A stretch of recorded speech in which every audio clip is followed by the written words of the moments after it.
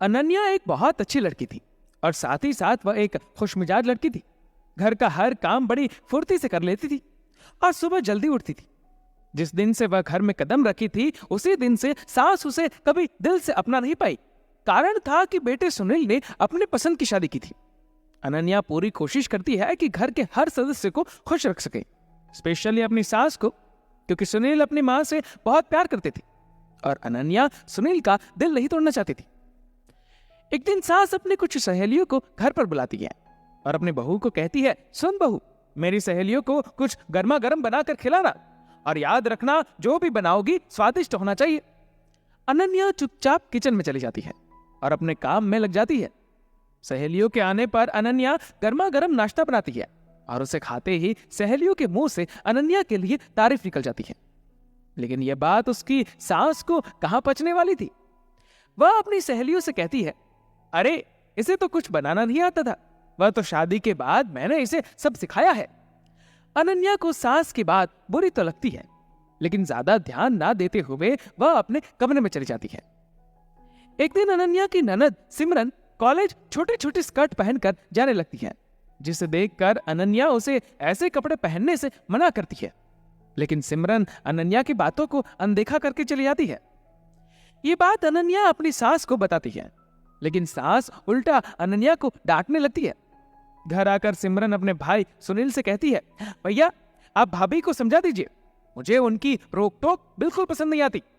ये मेरी लाइफ है और मेरी पसंद में है कि चाहे कपड़े छोटे पहनूं या बड़े। उन्हें खुद तो फैशन की कोई जानकारी है नहीं। तो वही सास सुनील के कान में अपनी बहू अनन्या के लिए कड़वे बोल डालने लगती है। सुनील अनन्या से बहुत प्यार करता था और इसलिए उसके खिलाफ कुछ सुन नहीं पाता। लेकिन जहां बात मां और बहन की आती तो वह थाली का बैंगन बन जाता और अनन्या को उनके सामने डांटने लगता। अनन्या को समझ नहीं आता कि आखिर उससे गलती कहां हो रही है, क्योंकि वह तो हमेशा सभी का पूरा ध्यान रखने की कोशिश करती थी। अनन्या दौड़कर अपने कमरे में चली जाती है और रोने लगती है। उसका रोना सुनकर सास कहती है, ओ महारानी, अब रोना धोना बंद कर और खाना बनाने की तैयारी कर। तेरे काम ही ऐसे है तो डांट तो पड़ेगी। सास का पूरा साथ ननद ने दिया। टेंशन और थकान की वजह से अनन्या की तबीयत खराब हो गई और वह आराम करने चली गई, जिस वजह से खाना नहीं बना सकी और उसका मासूम 2 साल का बेटा भूख के मारे तड़प कर रोने लगा। बस फिर क्या था, सास ऑफिस में फोन करके सुनील को बोलती है, देखो हमें भूख लगी है और मैडम अपने कमरे में आराम फरमा रही है, अगर हमें बोल देती तो हमें खाना बना लेती। ऐसी बात सुनकर सुनील को गुस्सा आ जाता है और वो अनन्या को फोन करने लगता है, लेकिन वह तो बुखार से तप रही थी। इस वजह से वह फोन उठा पाने में सक्षम नहीं था। दूसरी तरफ अपने मासूम बेटे को भूख से तड़पते देखकर उसे रोना आ रहा था।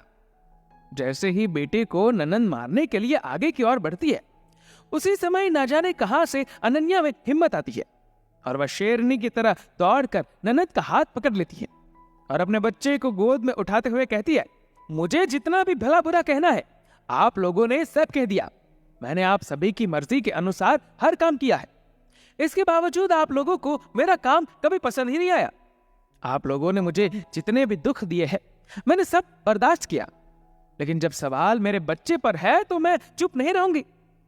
इस समय अनन्या अपनी सारी बीमारी और परेशानी को भूल चुकी थी और एक सुर में बोले जा रही थी।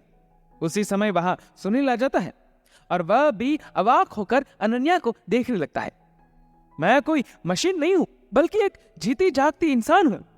मेरे पास भी दिल है और मुझे भी बातों का बुरा लगता है, लेकिन आज मुझे समझ में आया है कि ज्यादा सहने से लोग बेवकूफ समझने लगते हैं।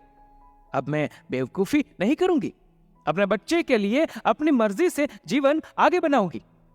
अनन्या की ऐसी बातें सुनकर घरवाले को अपनी गलती का एहसास होता है और वह शर्मिंदा होने लगते हैं।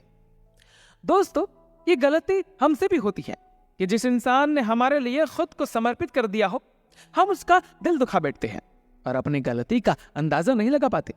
अगर आपको हमारी ये कहानी पसंद आती है तो लाइक करें, कमेंट करें और सब्सक्राइब करना ना भूलें। धन्यवाद।